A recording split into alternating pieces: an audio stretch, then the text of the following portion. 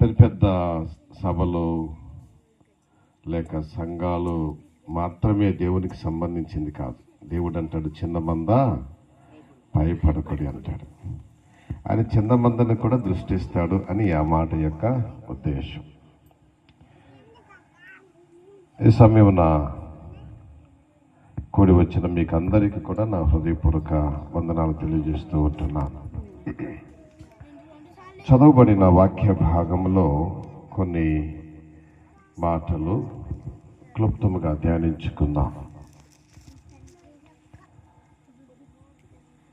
దేవుని సన్నిధిలో మనం చదవబడినటువంటి వాక్య భాగంలో ఒక మాట ఉన్నది. 12వ వచనంలో ఆయన శిరస్సు మీద అనేక కిరీటములు ఉండెను. యేసుక్రీస్తు ప్రభుల వారి యొక్క శిరస్సు మీద అనేక కిరీటములు ఉండెను. ఎవరి కోసం ఈ కిరీటాలు? ఆయన ఒక్కడి కోసమేనా? 4వ అధ్యాయంలో మనం 11వ వచనంలో చూసినట్లయితే, చివరి వచనంలో చూసినట్లయితే, ప్రకటన గ్రంథంలో 24 పెద్దలు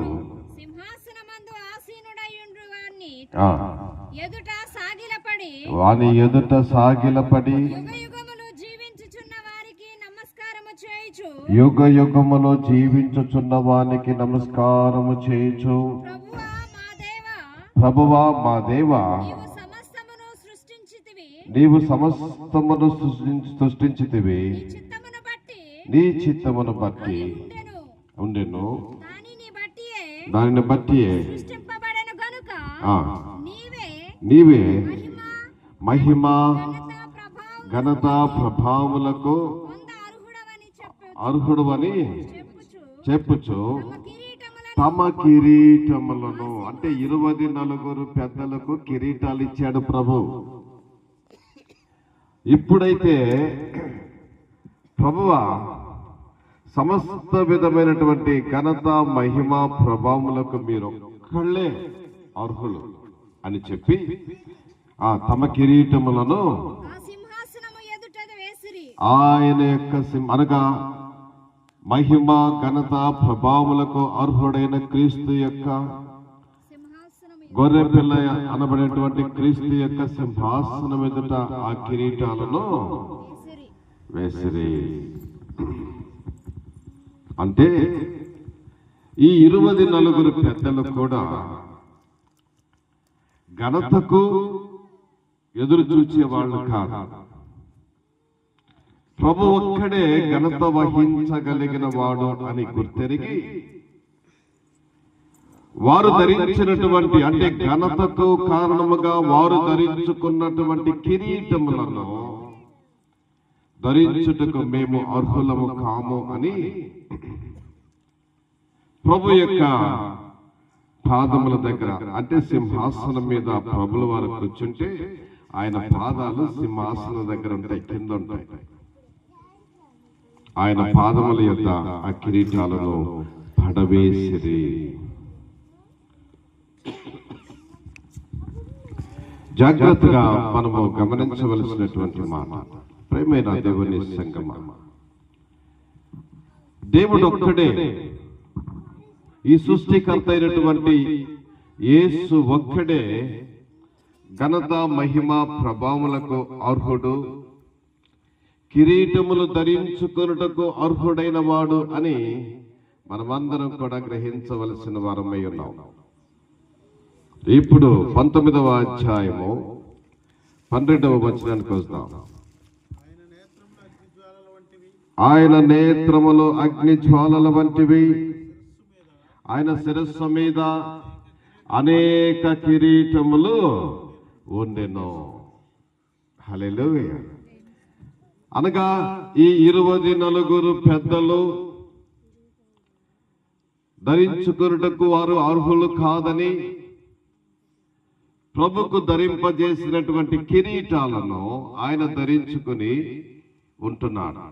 ఆయన శిరస్సు మీద అనేక కిరీటములు ఉండెను.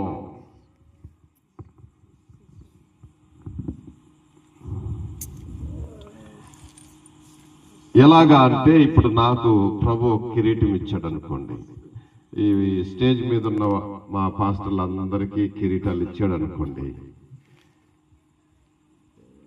అవి ఇచ్చే సమయంలో బాగా ఆశ, అరే నాకు దొరికితే బాగుండని. కానీ తీసుకున్న తర్వాత, ధరించుకున్న తర్వాత ఆలోచించుకుంటే ఆ కిరీటధారి ఎవరైతే బాగుంటది అంటే సింహాసనాసీనుడైనటువంటి యేసుక్రీస్తు ప్రభుల వారు ఒక్కడే. ఆ 19వ అధ్యాయం మొదటి నుంచి చదువుకుంటూ వస్తే పెండ్లి కుమార్తె ఉంటది, వివాహము జరగనై ఉంటున్నది. ఆ యొక్క వివాహమునకు సంఘమును ఆయన ఆహ్వానించడం జరిగింది. సంఘం అంటే ఎవరో కాదు, పెండ్లి కుమార్తె అనబడినటువంటి రక్షించబడినటువంటి నీవు నేను మనమందరము. పెండ్లి విందు జరుగుతూ ఉంటున్నది. ఆ పెండ్లి విందు జరుగుతూ ఉంటున్నప్పుడు అందరూ కూడా పెండ్లి విందును ఆనందిస్తూ ఉంటున్నారు. ఆ పెండ్లి కుమార్తె నార బట్టలు ధరించుకుని, కిరీటాలు ధరించుకుని, ఆ యొక్క అంటే కిరీటాలు ధరించుకున్నటకై ఆ యొక్క పెండ్లి విందులో గొర్రె పిల్ల యొక్క వివాహ మహోత్సవం, అది గొర్రె పిల్ల యొక్క వివాహ మహోత్సవమునకు విచ్చేసి వారందరూ కూడా అక్కడ కనిపెడుతూ ఉంటున్నారు. ఆయన ఎవరిని ప్రేమించి ఎవరిని ఏర్పరచుకుంటాడో తన సంఘముగా, వారికి కిరీటాలు ధరించుటకు ఆయన యొద్ద కిరీటాలు ఉన్నవి. హల్లెలూయా. ఆయన శిరస్సు మీద అనేక కిరీటములు ఉండెను. ఈ కిరీటాలు ఎవరి కోసమో కాదు, ఆయన ఒక్కడే వేసుకోవటానికి కాదు, సంఘానికి కిరీటాలు ధరింపచేయటానికి. సంఘం అంటే ఎవరో కాదు, ఆయన యొక్క ప్రశస్తమైనటువంటి రక్తము చేత విమోచించబడినటువంటి మనమందరము కూడా ఆ యొక్క సంఘమై ఉంటున్నాం. మనమందరం కూడా పెండ్లి కుమార్తె అయి ఉంటున్నాం. మనకందరికీ ఆయన కిరీటాన్ని ధరింపజేస్తూ ఉంటున్నాడు. కిరీటాన్ని ధరింప చేయటానికి ఆయన సన్నిధిలో ఆయన ఆ వివాహ మహోత్సవాన్ని జరిగించుచున్నటువంటి సందర్భంలో ఆయన గురించి కొన్ని మాటలు అక్కడ చూస్తూ ఉంటున్నాం. పరలోకము తెరవబడింది. తెరవబడినటువంటి ఆ పరలోక రాజ్యములో ఓ వ్యక్తి తెల్లని గుర్రము మీద సంచరిస్తూ ఉంటున్నాడు. సంచరించుచున్నటువంటి ఆయన పెండ్లి కుమారుడు అన్న విషయాన్ని గమనించాలి. 11వ వచనములో, మరియు పరలోకము తెరవబడటి చూచితిని, అప్పుడదిగో తెల్లని గుర్రం ఒకటి కనబడెను. ఏం కనబడిందండి? తెల్లని గుర్రం. ఆ బిడ్డ, ఆ బైబిల్ చదివే బిడ్డ, ఇటు వచ్చి కూర్చుంటావు తల్లి, నాకు అనుకూలంగా ఉంటుంది. దాని మీద కూర్చుండి ఉన్నవాడు నమ్మకమైన వాడు. మొదటి మాట ఏంటండి? ఆ సింహాసనం మీద కూర్చున్నవాడు ఏదో మాట మార్చేవాడు కాదు. అయ్యి ఆగండి, మాట మార్చేవాడు కాదు, నమ్మకమైన వాడు. ఆ సింహాసనాసీనుడైనటువంటి వ్యక్తి, లేక తెల్ల గుర్రము మీద వచ్చే వ్యక్తి ఎవరు అంటే నమ్మకమైన వాడు. ఆయన నమ్మకమైన వాడు. మనుష్యుడు నమ్మకమైన వాడు కాదు. మనుషుని నమ్మటకు వాడే పాటివాడు అని వాక్యం ప్రశ్నిస్తూ ఉంటున్నది. దేవుడైతే నమ్మకమైన వాడు. ఆయన నమ్మకమైన వాడయ్యుండి ఈ లోకానికి ఆయన అరుదించి మనందరి కొరకు ఆయన ప్రాణం పెట్టిన వాడై ఉంటున్నాడు.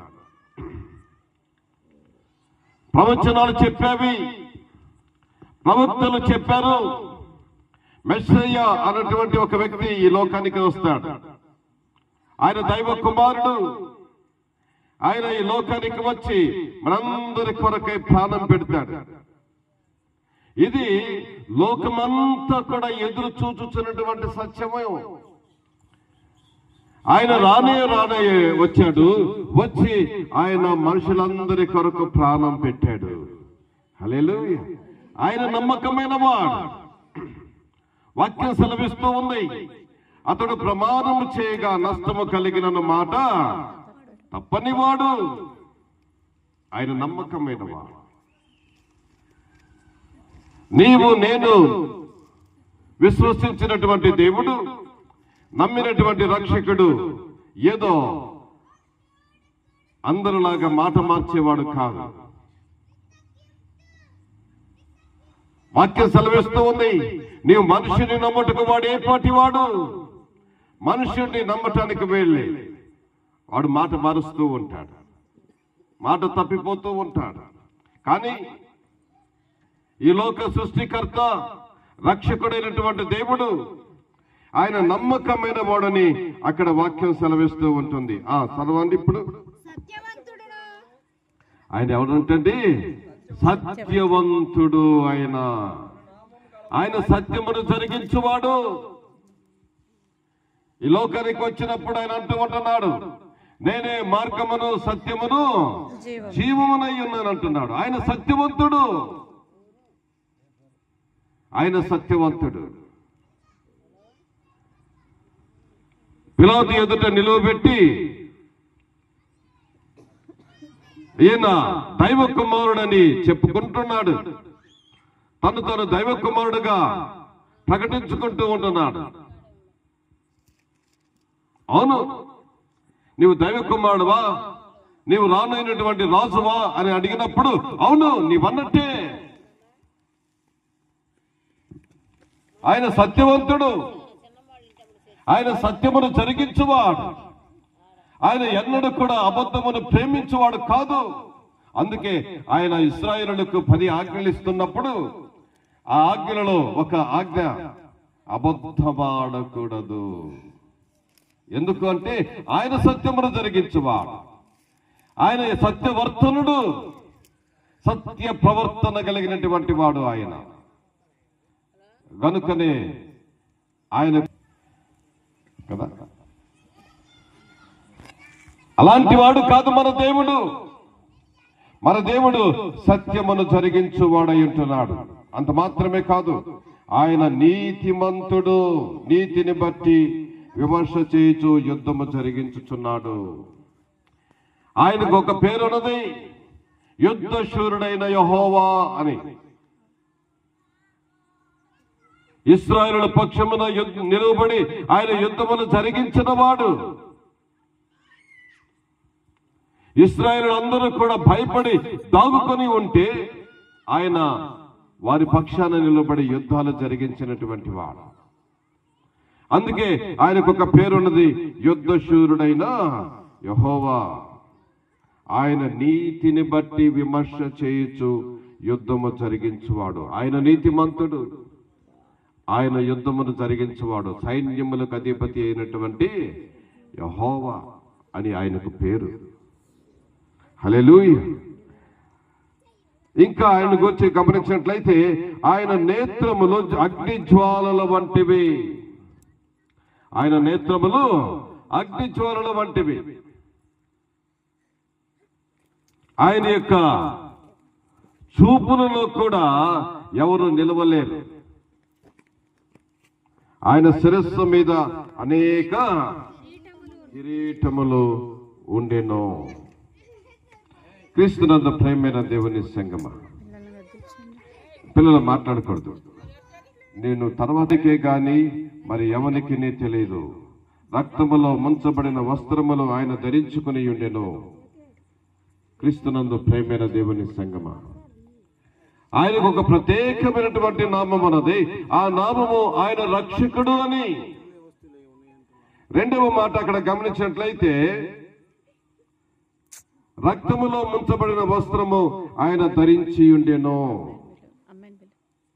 యెషయా గ్రంథము 63వ అధ్యాయము 22వ వచనము 3వ వచనాన్ని మనం గమనించినట్లయితే, రక్తవర్ణ వస్త్రములు ధరించుకున్నావేంటి? నీ వస్త్రములు ఎర్రగా ఉన్నదేమి? నీ వస్త్రములు ఎర్రగానున్నవేమి? నీ బట్టలు ద్రాక్ష గానుగను తొక్కుచున్న వాని వలె ఉన్నవేమి?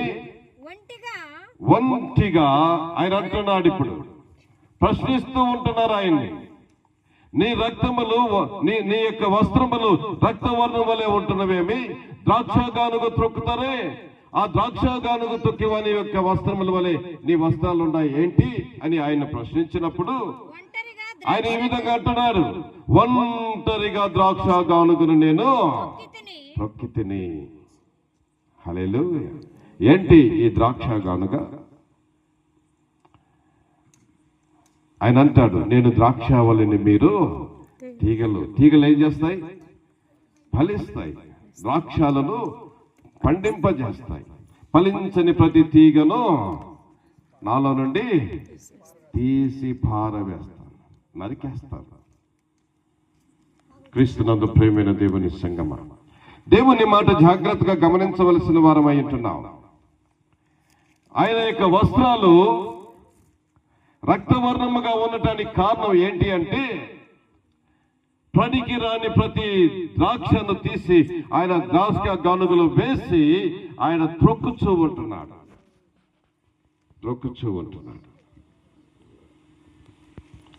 ఇక్కడ రెండు అర్థాలు ఉంటాయి. ఒకటి, పనికి రాని దానిని కూడా ఆయన ఏర్పరచుకున్నాడు. రెండవది, దాన్ని ఏర్పరచుకొని మంచి ద్రాక్షగా దాన్ని చేసుకుని శిక్షించుట ద్వారా, త్రొక్కితిని శిక్షించుట ద్వారా ఏర్పరచుకొని మరలా దానిని ప్రయోజనకరముగా చేస్తూ ఉంటున్నప్పుడు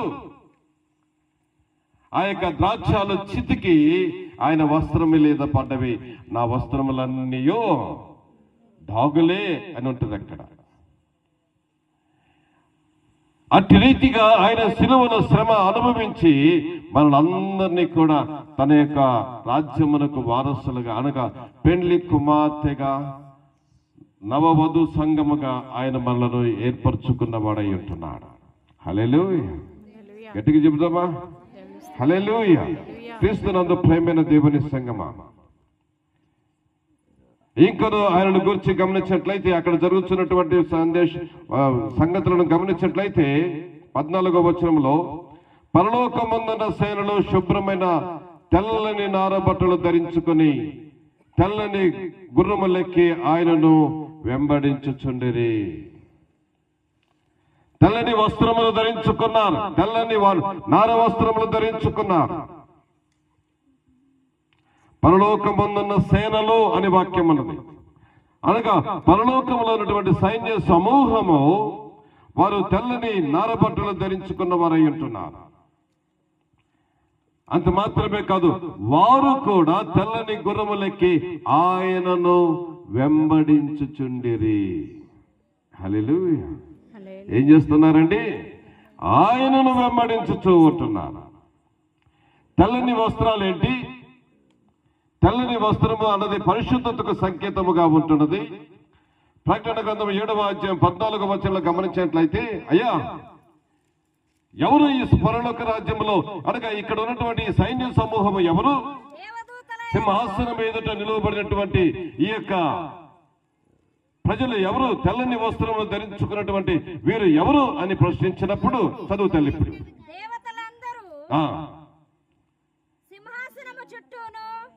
పెద్దల చుట్టూను ఆ 4 జీవుల చుట్టూను నిలవబడి ఉండిరి. అందుకు నేను, అయ్యా నీకే తెలియననగా అతడు ఇలాగ నాతో చెప్పెను, వీరు మహాశ్రమల నుండి వచ్చిన వారు, గొర్రె పిల్ల యొక్క రక్తములో వారి యొక్క వస్త్రములను ఉతుకుని వాటిని తెలుపు చేసుకున్నవారు. హల్లెలూయా. ఇదిగో ఇక్కడ తెల్లని వస్త్రాలు ధరించుకున్న వారు ఉన్నారు.